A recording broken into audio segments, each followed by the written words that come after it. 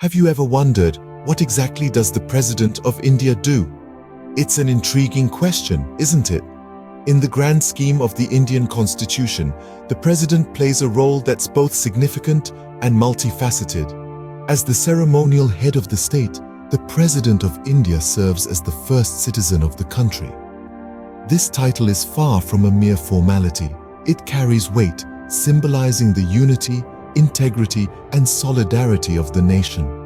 The President represents the country, upholding the essence of India in all its diversity and vibrancy. But what does it mean to be a ceremonial head of the state? Well, it's a role steeped in tradition and protocol, yet it's also about being the face of a nation, a beacon guiding the democratic process. The President's role is not just about cutting ribbons or attending state dinners, it's about embodying the spirit of India, reflecting the nation's past, present, and future. The President is also the symbol of the unity of the nation. In a country as diverse as India, with its myriad languages, cultures, and traditions, the President stands as a unifying figure, a symbol of the nation's collective identity. Furthermore, the President embodies the integrity of the nation. The President's actions, decisions, and even symbolic gestures can have a profound impact on the nation's morale, direction, and international standing. Finally, the President signifies the solidarity of the nation. The role involves standing with the people during times of crisis, triumph, and transformation. The President's solidarity with the nation is a testament to the strength and resilience of India and its people. So, in essence, the President of India is not just a figurehead. The role is pivotal in the functioning of the country, serving as a symbol of unity, integrity, and solidarity. It's a role that requires a deep understanding of the nation, its people, and its constitution. Now that we have a basic understanding of the role of the President, let's delve into who can become a president. So, who can aspire to be the President of India? Well, the answer lies in the Constitution of India, which lays down certain eligibility criteria for anyone aspiring to hold this esteemed position. First and foremost, the candidate must be a citizen of India. Yes, you heard it right. This isn't a role that one can simply walk into without being a part of the country's fabric. Age is another crucial factor. The aspirant must be at least 35 years of age. It's not just about maturity, but also about a certain level of life experience that one can bring to the table. Now, here's an interesting bit. The candidate must be eligible to be a member of the Lok Sabha. This is not to say that the candidate must be a sitting member, but rather that they must meet the same requirements as those needed to serve in the Lok Sabha. This includes not being bankrupt, not holding any office of profit under the government of India or any state government, and not being of unsound mind. So, you've got the basics down. You're a citizen, you're 35 or older, and you're eligible to be a member of the Lok Sabha. What next? The road to the presidency isn't a sprint, it's more of a marathon. The candidate must be proposed by at least 50 electors as a nominee, and these proposers must be members of parliament or of a state legislature. The candidate must also be seconded by another 50 electors, and there's a security deposit to be made, which is forfeited if the candidate fails to secure at least 1/6 of the votes polled. Once the nomination process is completed, the election takes place. It's not a direct election, but rather an indirect one, involving an electoral college consisting of elected members of both houses of parliament, as well as of the state legislative assemblies. Once elected, where does the President reside? Let's find out. The President of India has not one, but two official residences. Let's take a moment to appreciate the grandeur of these magnificent structures. First off, we have the Rashtrapati Bhavan in Delhi, the primary residence.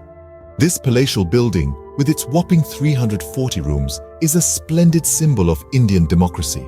Its architecture is a blend of both Indian and Western styles, reflecting the fusion of cultures that is India. Then we have the retreat building in Shimla, the President's summer retreat. Nestled amidst the serene beauty of the Himalayas, This tranquil residence offers a much-needed respite from the scorching Delhi summers.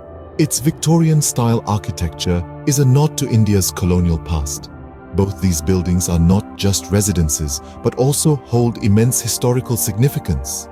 They have witnessed many pivotal moments in India's journey as a nation.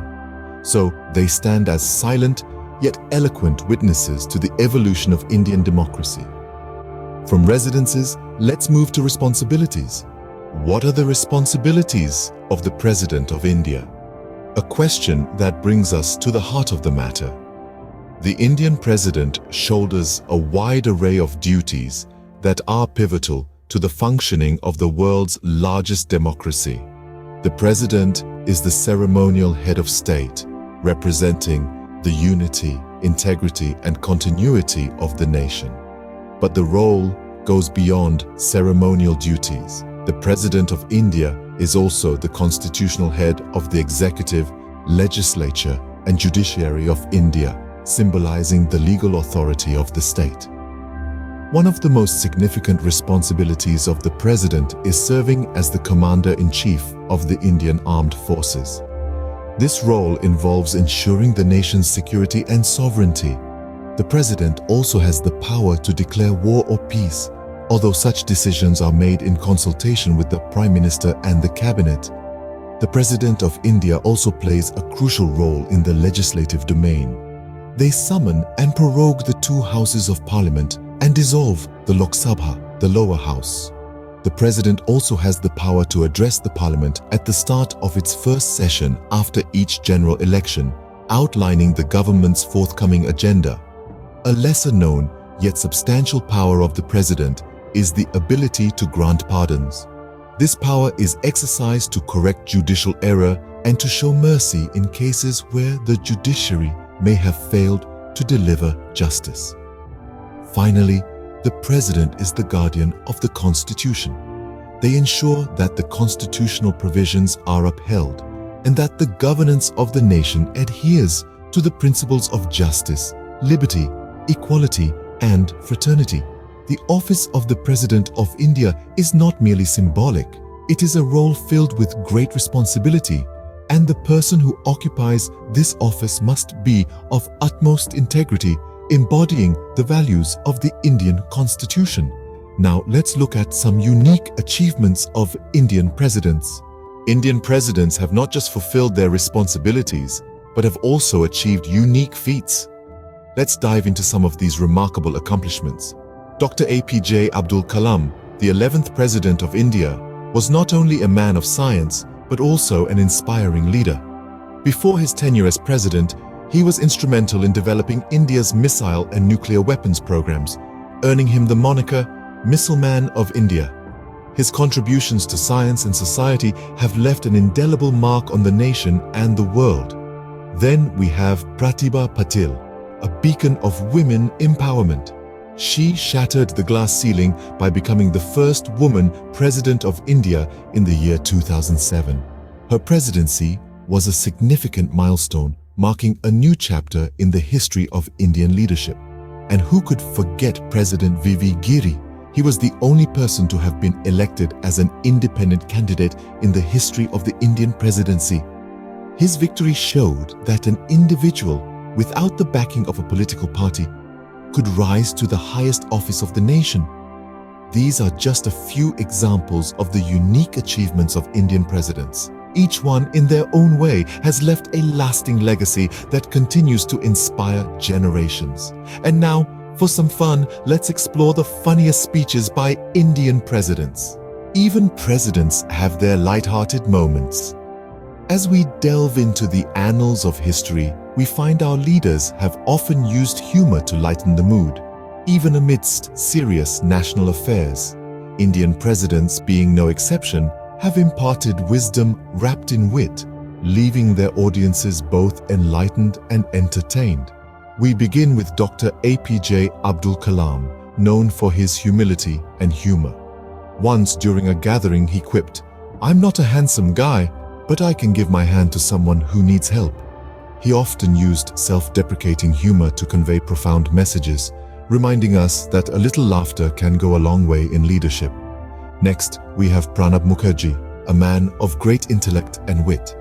He once humorously remarked, "I have been in the parliament for the last 4 decades. In this process, I have been a witness to the making of laws and breaking of laws." This tongue-in-cheek comment highlights the irony of politics, while also showcasing his keen observational skills. Then we have the ever-charming Dr. Zakir Hussain. He once lightened a formal event by saying, "If you want to make an easy job seem mighty hard, just keep putting off doing it." A gentle reminder to tackle tasks head-on, delivered with a sprinkling of humor. Indeed, being a president doesn't always have to be serious business. To sum up, we've journeyed through the world of the Indian presidency, from the eligibility criteria to the esteemed residences. We've unpacked the weighty responsibilities shouldered and marveled at the unique achievements. Who could forget those funniest speeches that added a dash of humor to the dignity of the office? The presidency in India, as we've seen, is a blend of solemn duty and spirited character. And that, dear viewers, is a glimpse into the life and role of the Indian president. Until next time, stay curious, stay